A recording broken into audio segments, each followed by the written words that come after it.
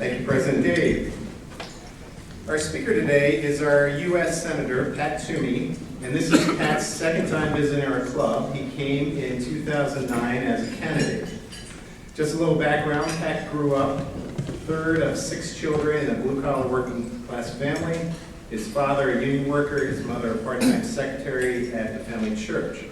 Pat was taught the values of hard work and self-discipline, and his dedication led to becoming a student in entry to Harvard University. Upon graduating from Harvard, Pat spent 6 years working in the international capital markets. His work helped businesses expand and create new jobs by lowering borrowing costs and managing exposure to changing interests and currency exchange rates. When Pat left the financial sector in 1990, he and his 2 younger brothers started a successful family-owned restaurant business with several Pennsylvania locations. In 1997, his local U.S. congressman retired, and Pat successfully ran and won the open seat representing Pennsylvania's 15th congressional district in Washington for 3 consecutive terms. In office, Pat was one of the Congress's leading advocates for limited government and personal freedoms, and he led an effort to expand tax cuts and reduce wasteful spending. Interestingly, he honored a campaign pledge, congratulations, and he did not seek re-election after his 3rd term, not often followed by many politicians. Following serving in the U.S. House, Pat served as president of the limited government free enterprise advocacy organization, the Club for Growth. As mentioned, in 2009, the candidate Toomey spoke to our club and was elected as one of Pennsylvania's U.S. senators. The senator serves on the Finance Committee, the Banking Committee, the Budget Committee, and the Joint Economic Committees. Senator Toomey has become, without doubt, the leading voice within Congress on economic, financial services, and budgetary issues. Pat has used his accumulated knowledge to help write and enact the Bipartisan Jobs Act, which cut regulatory burdens on small and medium-sized businesses, making it easier to raise capital and create jobs. Senator Toomey is chairman of the Senate Steering Committee, the coalition of Republican senators that advocate for innovative and conservative politics. Pat lives in Zionsville, Pennsylvania with his wife Chris and their 3 children, and we always suggest that candidates come back to visit with us once they become elected officials, and here Pat is. While we welcome all of our guests here today, we would ask that after Senator Toomey does his presentation, we'll have questions, and we would ask that be limited to Rotarian members only. Fellow Rotarians and guests, please welcome U.S. State Senator Pat Toomey.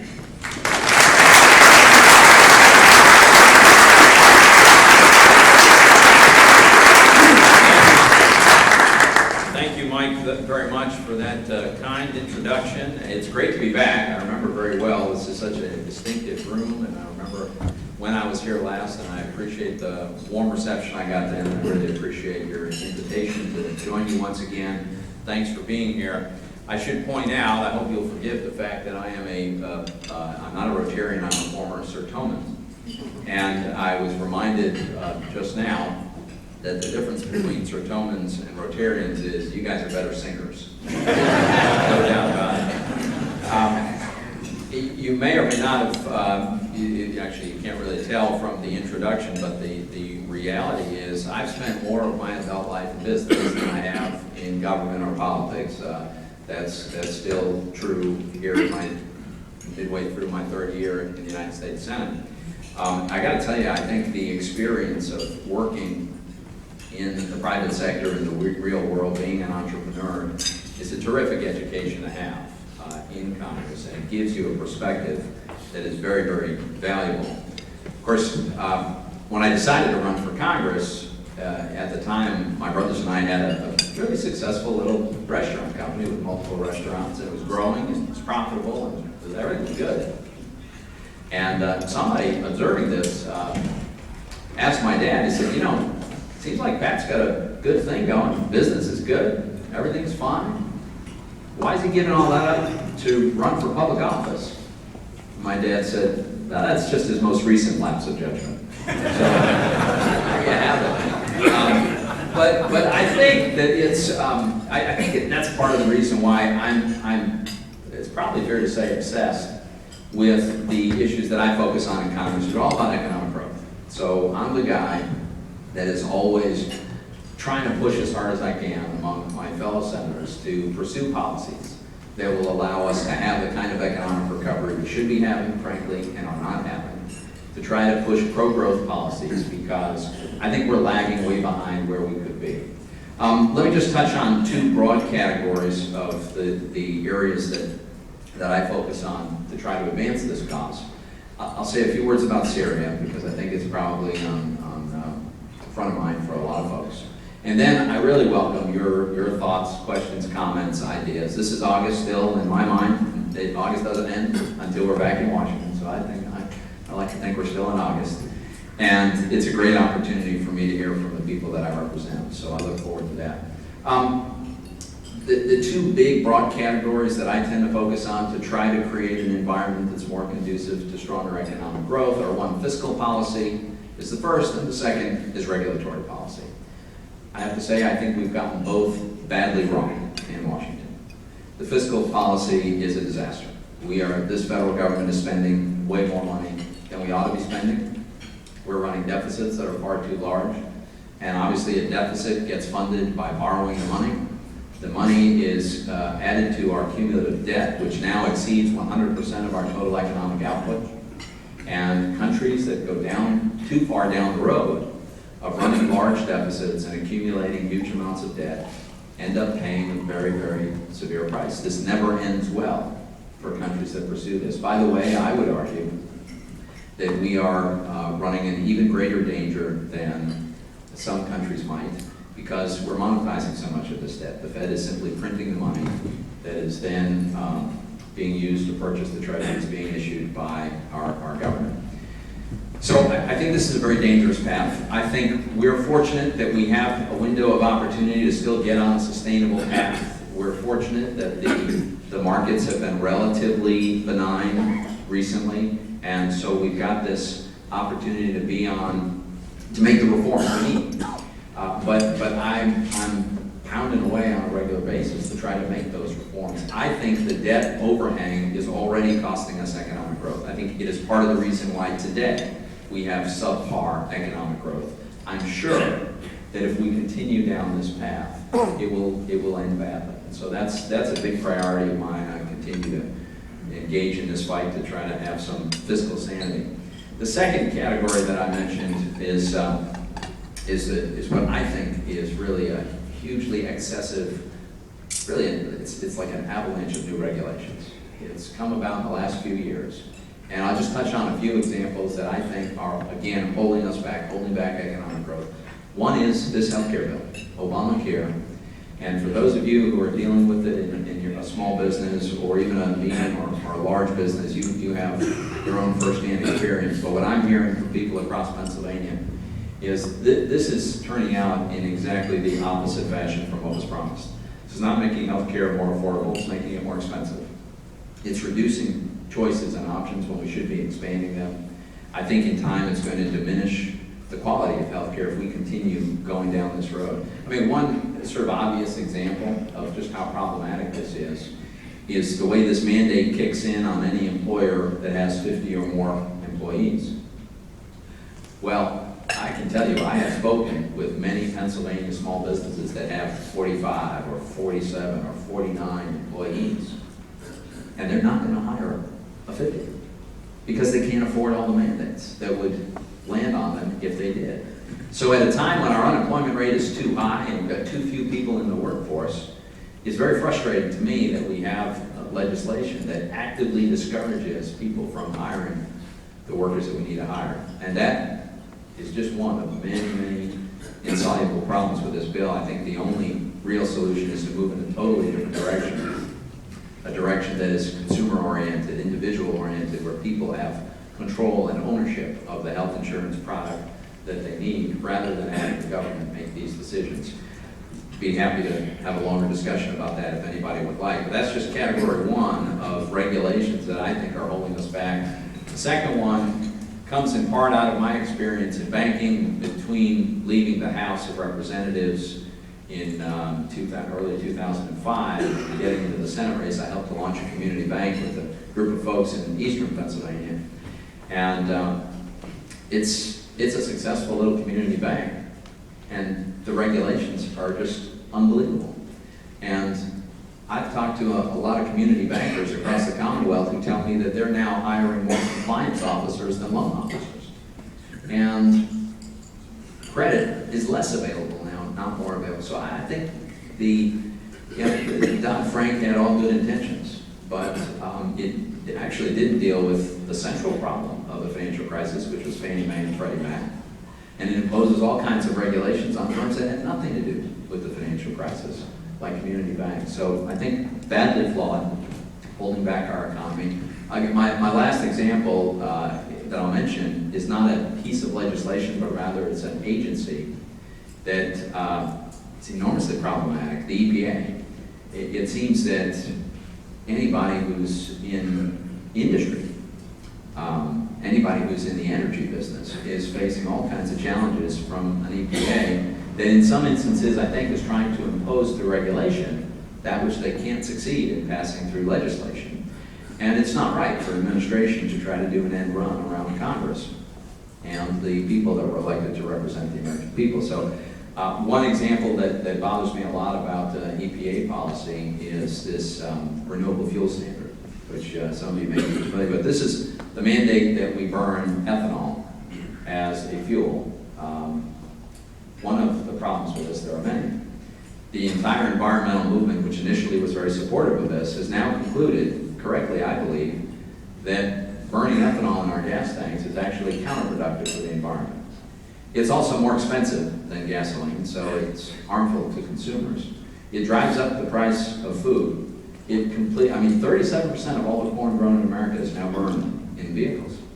And the next ratchet up in the mandate to burn ethanol instead of gasoline could do significant damage to automobile engines because they're not designed to burn ethanol. So this is very problematic on lots of levels. Just one example of an agency that is pursuing a policy that could never get the support of Congress. And so we in Congress need to push back on this, in my view.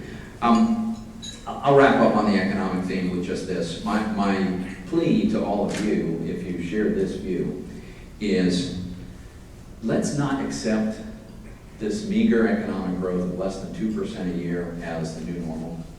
There is nothing normal about this. In every past recession, the recovery that we have had has been booming. We have had a bounce back every time that has restored us to the path that we were on prior to the recession. In other words, we've always made up all the lost ground and then some. That's what's normal. That's what's normal in a vibrant, normal, free enterprise economy. And it's my view, I can't prove it, but I believe strongly, that the imprudent fiscal policy, the tax increases and threats of more tax increases, the overregulation, is the reason that we're not having what would be actually a normal recovery. You know, I think back to when I had a conversation with some college kids back in May, seniors in college, and it really brought it home to me. You know, when I was a senior in college a long time ago, we all had multiple job offers. It wasn't a question of whether we were going to be working, it was a question of which of the many offers we were going to accept. And that was because I just had the great good fortune of graduating from college in the mid-1980s when the economy was booming and everybody was hiring. That's what's normal. That's what we should be insisting on. We should be insisting on getting the policies right so that current college graduates and high school graduates and guys and men and women coming back from service overseas, there should be tremendous boom of jobs, and I want to hear employers telling me my biggest problem is I can't find enough workers because we have so much demand for our products, our goods and services. I think that's what's normal, and our economy has incredible potential. Our businesses, our large companies in particular, are cash rich. They have a lot of cash sitting on the sideline. We have the best infrastructure in the world, the most sophisticated technology, the best trained large workforce. We're the most innovative economy by far. And we've got one of the great blessings that no one in the world has, which is really, really low-cost energy, especially in the form of this tremendous boom of natural gas. I got to tell you, any other country in the world would kill to have the fundamental structural advantages that we have. If we can get our policy right, I really think we can have a terrific economic recovery. Last point I want to just touch on is the situation that will be on the front burner next week when we get back to Washington, and that's what do we do with respect to Syria. And I'll tell you, I haven't made a final decision on this. I feel like I need to learn more about what the president has in mind, exactly what the mission is, how it's going to be achieved. I want to understand better the risks of taking an action and what responses might occur and how well prepared we are for that. I think there's a very broad consensus, and I share the view that this is not a time to put American forces into a protracted civil war in Syria. And having said all that, I will tell you, I think there's a considerable danger that's associated with a decision not to act. And here's what's troubling me about that course of action.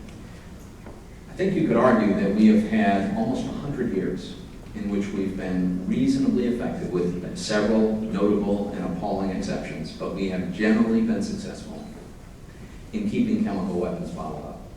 Right? They were widely used in World War I, and since then, they've been very seldom used compared to what might have been. Other weapons of mass destruction, similar story. Generally, we've had many and far too many wars, but very seldom have we seen these kinds of weapons that are capable of mass indiscriminate killing. Seldom have we seen them deployed. We have in Assad a brutal dictator who's part of a tradition of slaughtering his own people that he has continued massively. He's an extension in some respects, I think, of the theocratic regime in Iran, which is extremely hostile to the United States. He's now beholden to Hezbollah, which has sent in ground troops to do his fighting for him. This is a person who is as contrary to American interests as I can think of. And we know that he has now used these chemical weapons for a very large stockpile against his own people. If there's no response at all from the United States after this, what message does that send to Iran with respect to their nuclear weapons program? What message does that send to North Korea with respect to their nuclear weapons program and their intercontinental ballistic missile program? And what message does it send to all of the sort of petty tyrants and would-be dictators around the world? I fear that the message that they would get is that it seems like a pretty good idea to have a chemical weapons arsenal. And that kind of possibility of proliferation, I think, would dramatically undermine American national security interests. So I've been very critical of the way the president has handled the situation in Syria for the last 2.5 years and many other decisions that he's made.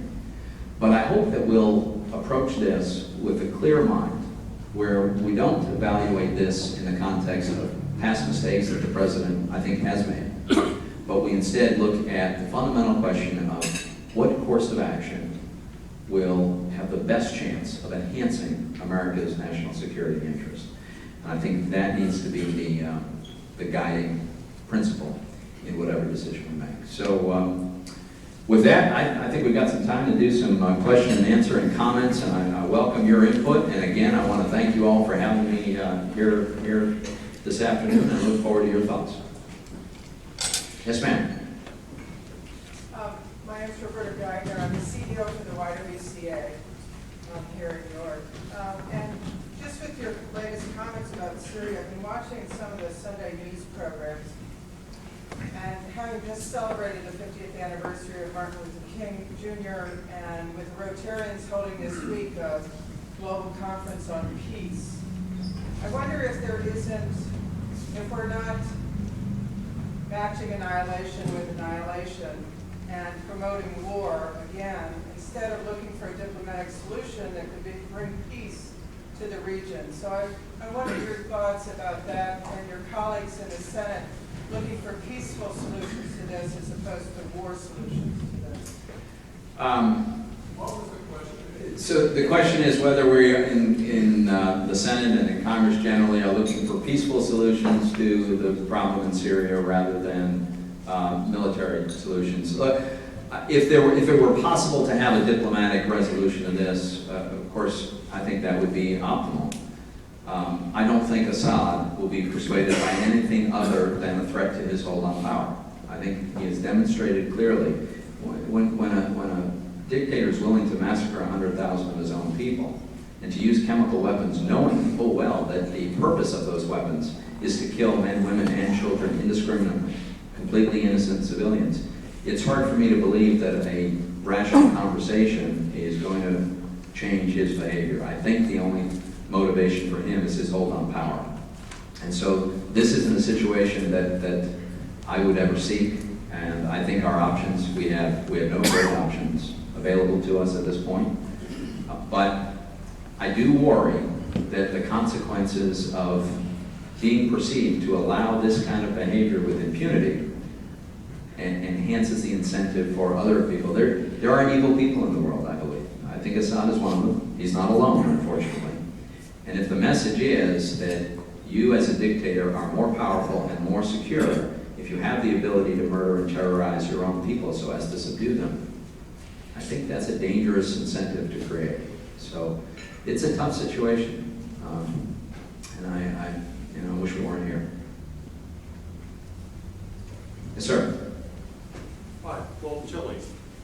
My brother works in international trade, and he says that one of the largest impacts that he's experienced in the past couple of years is what he characterizes as the inability of our government to distinguish between campaigning and governing.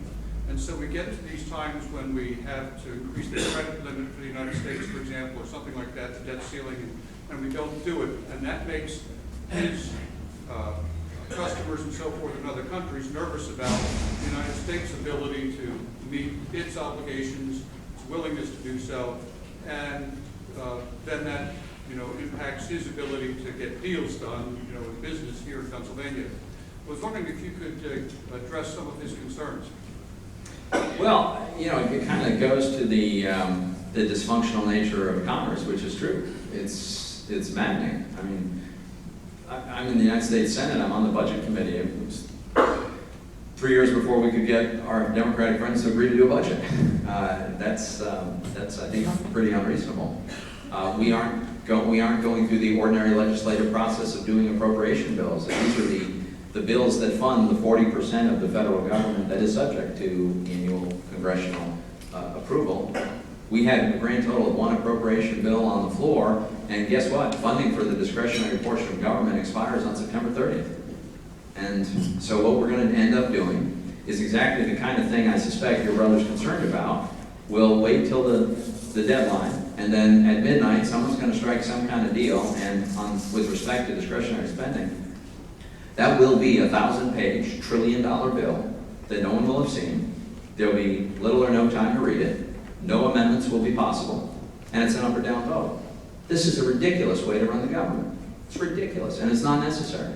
If we follow the ordinary process of doing individual, discrete appropriation bills in a reasonable order and a reasonable time frame, then individual members, we could debate it, we could argue over it, we could try to amend it, we could scrutinize it.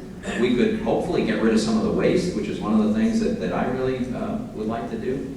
And we wouldn't have any of the drama of, well, what are we going to do when the funding runs out? None of this is necessary, and it's not normal. And when I served in the House, it never happened. So this is relatively new. I sure hope we'll get back to just doing business in a sort of sensible, ordinary fashion. This drama that we create is not helpful for anybody. And it's not helpful for the economy.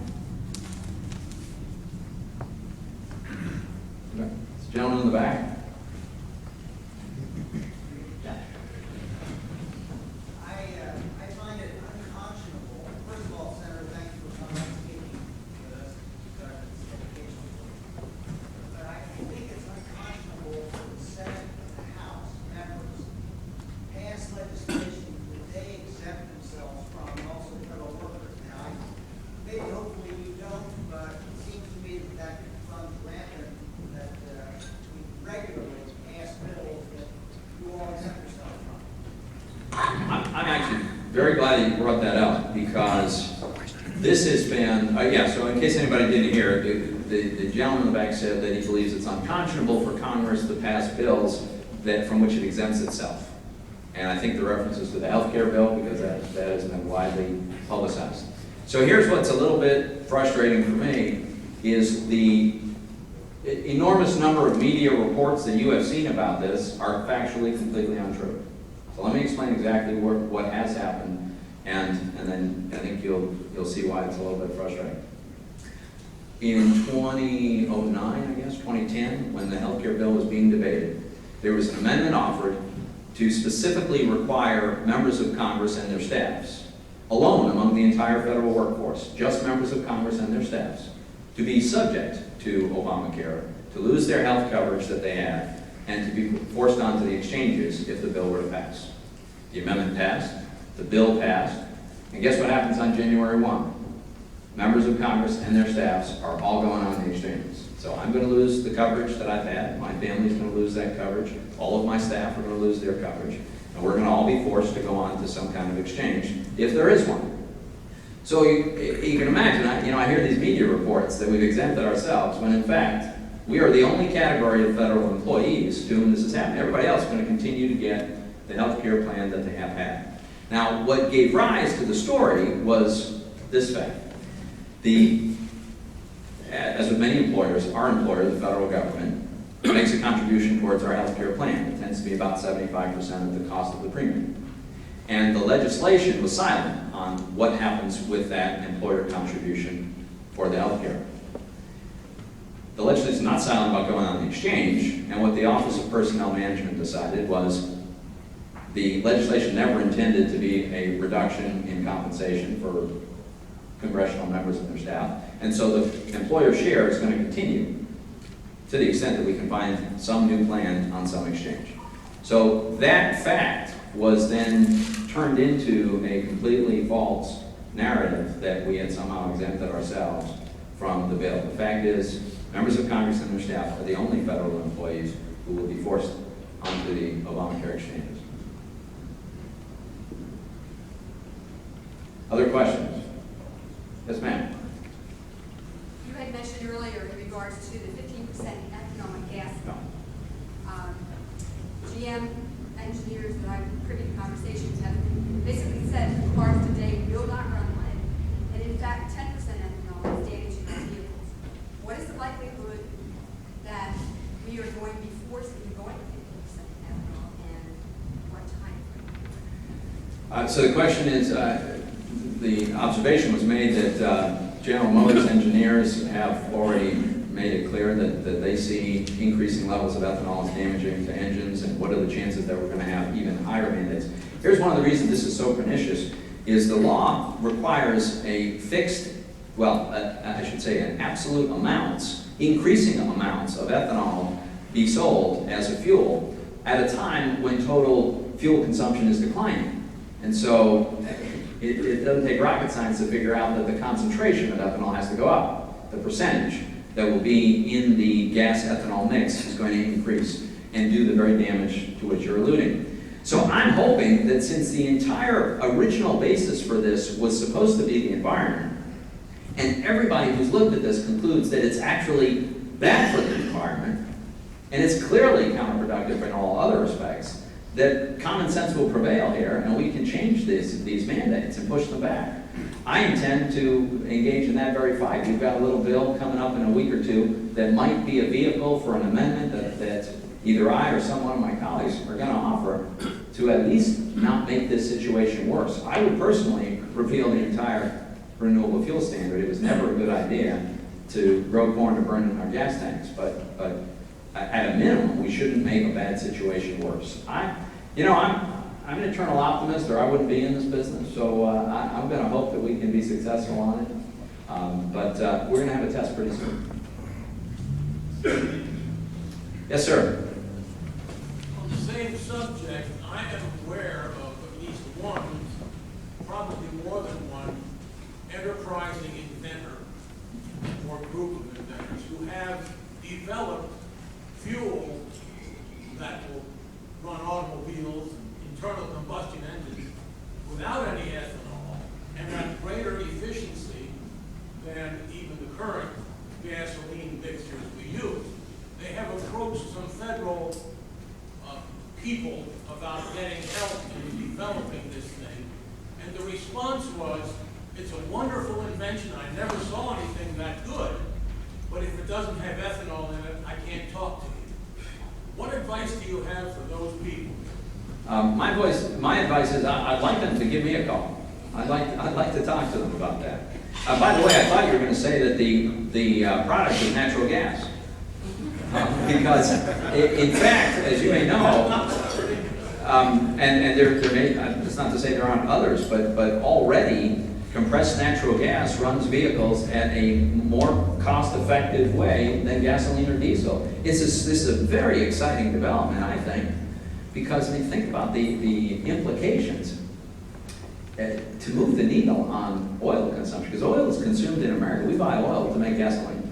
And if we have an alternative that's right under our own ground, which we do, which will provide us lower cost transportation fuel. You know, maybe there's people in this room who have experienced this. I have visited with employers in Pennsylvania that have told me, manufacturers, users of huge amounts of energy, guys who are bending metal, and they've told me they're beating the Chinese competition hands down every time. And it doesn't matter if Chinese labor were free, because energy is so much more affordable here. Natural gas is so much cheaper for us than it is for people anywhere else in the world. This is a huge advantage for us. And to combine that with converting vehicles, probably fleets at first in time, who knows? But to actually have this take hold, which I think is going to happen, it's part of why I'm so bullish about our economic future. Low-cost energy, and by the way, it happens to be cleaner than any other fossil fuel. I mean, it's just terrific. I'm very optimistic about it. But in the meantime, I am perfectly happy to meet with the folks that you referred to. If they've got a good idea, I'd love to hear it. I'll give them your name. Good. Good. Have my number. Yes, sir. I've been in any number of forums like this. I've heard you speak in much smaller groups. You're clearly one of the most knowledgeable people on fiscal and economic issues in the Senate. But and you're talking today about trying to break these log jams. From afar, it certainly feels like there are any number of people who say they want to break these log jams, what we perceive as these very bitter partisan divides. You talk about ethanol. My perception is there's a constituency for ethanol, That's right. environmental, economic, or otherwise, that helps create some of these log jams. What specifically do you think can be done, whether it's related to finances, whether it's related to how we district our congressional districts, our local districts? What do we need to do to break the logjam that we all perceive exists and get to the point where we can actually have, a consensus-based solution, common sense-based solution? What specifically needs to happen to change that gridlock? It's a great question. I think Congress is very polarized. I got to tell you, I think the American public is polarized too. I think they go hand in hand. What I've tried to do is to just try to find common ground. So I'm a conservative, and I don't apologize for that. There's a lot of ways that I think I can try to advance common sense policies that don't violate my principles. I tried to do that with Joe Manchin on legislation regarding background checks. Many people may disagree with that, but I'm a big believer in the Second Amendment. I'm a gun owner. I've had an A rating with the NRA. I just don't think a 3-minute background check constitutes an infringement of the Second Amendment. So if we had been successful there, maybe that would have been the start of something good. There are some victories that don't get much publicity. I worked with Democrats to pass legislation that pretty significantly, I think, facilitates capital raising, both privately and publicly. It exempts a whole category of small and medium-sized companies from the costly and onerous provisions in Sarbanes-Oxley when they go public. So that was, I wrote that bill with Chuck Schumer. And, it's hard for Chuck Schumer and I to agree on much of anything. We agreed on that, we got that bill done. At a macro level, I'm not sure what's going to, fundamentally change this dynamic.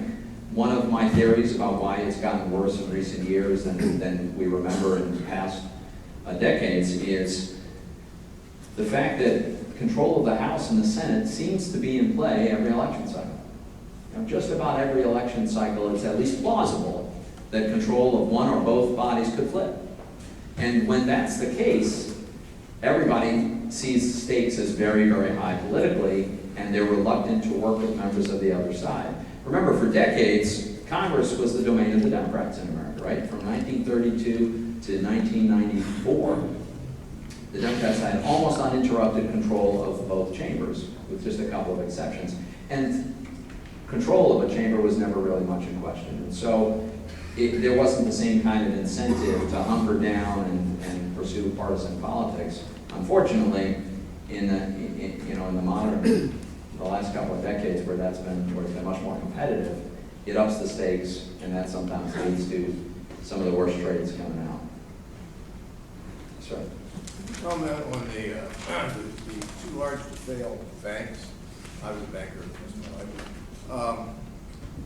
Before 2008, that are now much larger.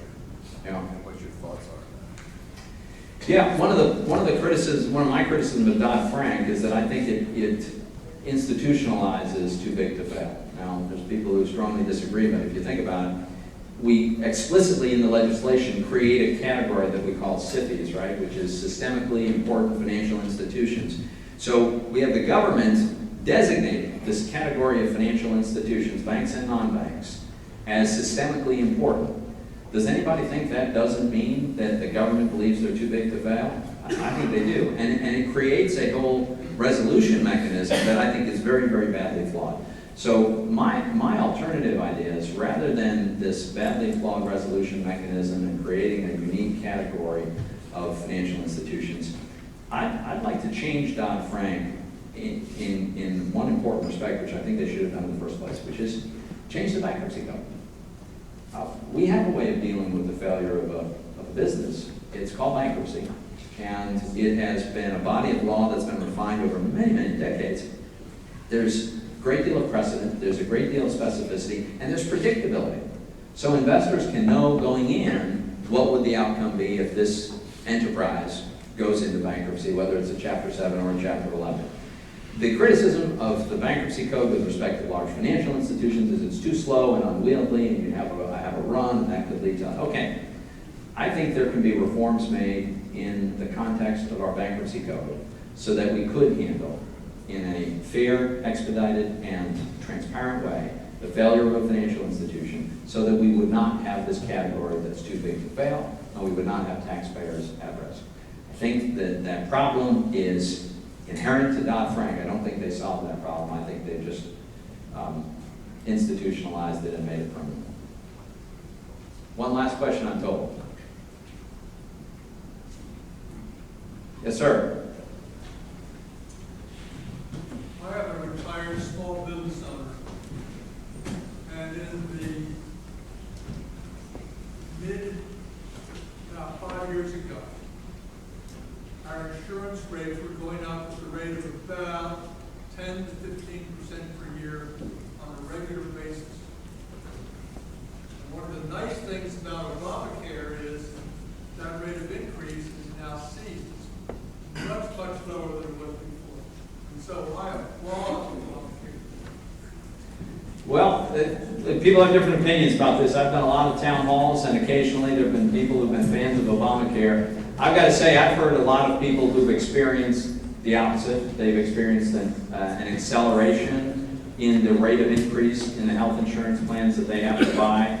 By the way, I'm not an advocate for going back to exactly what we had before. I think there are a number of reforms that we should have done and still can do that will make healthcare more affordable, more accessible, and more responsive to the people who need it. For instance, we have a policy now where health insurance is deductible for an employer when the employer buys it for a worker, but if that individual goes out to buy their own, they don't get the same deduction.